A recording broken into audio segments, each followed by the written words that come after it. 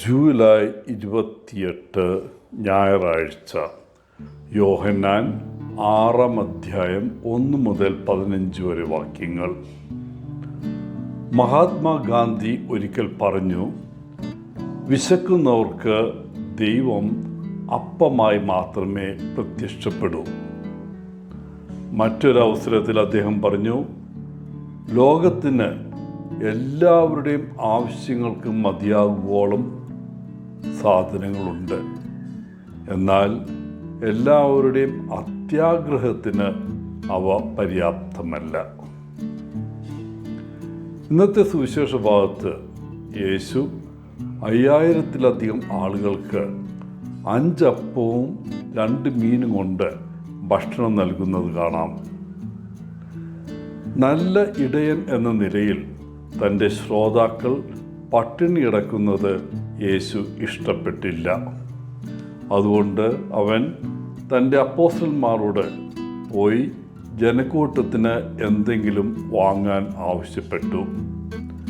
പക്ഷേ അത്രയും വലിയ ജനത്തിന് ഭക്ഷണം വാങ്ങുക അതൊരു വലിയ ബജറ്റ് പ്രശ്നമാണ്. ഭാഗ്യവശാൽ ഒരു ആൺകുട്ടി തൻ്റെ 5 അപ്പവും 2 മത്സ്യവും പങ്കിടാൻ തയ്യാറായി. അത് യേശു അനുഗ്രഹിക്കുകയും ഇരട്ടിപ്പിക്കുകയും ചെയ്തു. എല്ലാം പൂർണ്ണമായി എല്ലാവർക്കും തികഞ്ഞു. മാത്രമല്ല 12 കൊട്ടയിൽ അവശിഷ്ടങ്ങൾ ശേഖരിക്കാനും സാധിച്ചു. ശരിക്കും വലിയൊരു അത്ഭുതമാണ് അവിടെ നടന്നത്. നമ്മുടെ ദൈവം ഗുണനത്തിൻ്റെ അത്ഭുതങ്ങളുടെ ദൈവമാണ്. നമ്മുടെ ആത്മീയ ആവശ്യങ്ങളിൽ മാത്രമല്ല, ശാരീരിക ആവശ്യങ്ങളിലും യേശു ശ്രദ്ധ ചെലുത്തുന്നുവെന്ന് ഇന്നത്തെ വായന കാണിക്കുന്നു. ചില ബൈബിൾ വ്യാഖ്യാതാക്കൾ ഈ അത്ഭുതത്തെ ഇങ്ങനെ വിശദീകരിക്കുന്നു: ഒരു ആൺകുട്ടി അവളോടൊപ്പം ഭക്ഷണം കൊണ്ടുവന്നാൽ മിക്കവാറും ആൾക്കൂട്ടത്തിലെ പലരും അവരുടെ ഭക്ഷണവും കൊണ്ടുവന്നിരിക്കാം. ഈ കുട്ടിയുടെ ഔദാര്യം കണ്ട് എല്ലാവരും തങ്ങൾ കൊണ്ടുവന്ന ഭക്ഷണമില്ലാത്തതുമായി പങ്കിടാൻ തുടങ്ങിയപ്പോഴാണ് ഈ അത്ഭുതം സംഭവിച്ചത്. തീർച്ചയായും മുഴുവൻ മനുഷ്യരാശിക്കും ഭക്ഷണം നൽകാൻ ആവശ്യമായ വിഭവങ്ങൾ നമ്മുടെ ലോകത്തിലുണ്ട്. എന്നാൽ സമ്പത്തിൻ്റെ അസമത്വ വിതരണവും ചുരുക്കം ചിലരുടെ അത്യാഗ്രഹവുമാണ് പ്രശ്നം. ചില വികസിത രാജ്യങ്ങളിൽ വർഷാവർഷം പാഴായിപ്പോകുന്ന ഭക്ഷ്യവസ്തുക്കളുടെ വാർത്തകൾ കേട്ടാൽ ഞെട്ടിപ്പോകും. അതേസമയം വികസിത രാജ്യങ്ങളിലെ ദശലക്ഷക്കണക്കിന് ആളുകൾ പട്ടിണിയും പരിവട്ടവുമായി കഴിയുന്നു.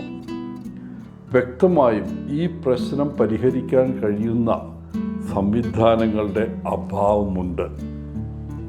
അത് പരിഹരിക്കാൻ സാധിക്കുന്നതുമാണ്.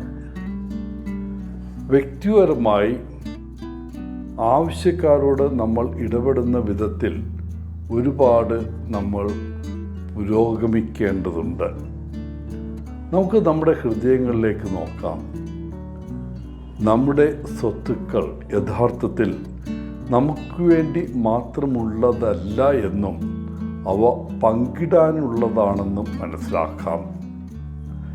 നാം പങ്കുവയ്ക്കാൻ പരിശീലിക്കുമ്പോൾ യേശു വാഗ്ദാനം ചെയ്തതുപോലെ അത്ഭുതങ്ങൾ സംഭവിക്കുമെന്ന് പ്രതീക്ഷിക്കുക. നാം നൽകുന്നതെന്തും 1000 മടങ്ങ് നമ്മിലേക്ക് മടങ്ങി വരികയും ചെയ്യും. അവസാനം യേശു പറഞ്ഞത്, ഒന്നും പാഴാകാതിരിക്കാൻ ശേഷിച്ച കഷ്ണങ്ങൾ എടുക്കുക എന്നാണ്. നിങ്ങൾ ഭക്ഷണം കഴിക്കുമ്പോഴെല്ലാം കഴിയുന്നതും ഭക്ഷണം വേസ്റ്റ് ചെയ്യാതിരിക്കാൻ ശ്രമിക്കുക. ഒന്നും പാഴാക്കരുത്. അങ്ങനെ ഭക്ഷണവും മറ്റു വിഭവങ്ങളും സംരക്ഷിച്ച് നമുക്ക് ഭൂമിയെ സംരക്ഷിക്കാൻ സഹായിക്കാം. ഏറ്റവും വലിയ പരിസ്ഥിതി പ്രവർത്തകനായിരുന്നു യേശുനാഥൻ. എല്ലാവർക്കും നല്ലൊരു ദിനം ആശംസിച്ചുകൊണ്ട് ഒത്തിരി സ്നേഹത്തോടെ പോളച്ചൻ CSSR ഫ്രം ബാംഗ്ലൂർ.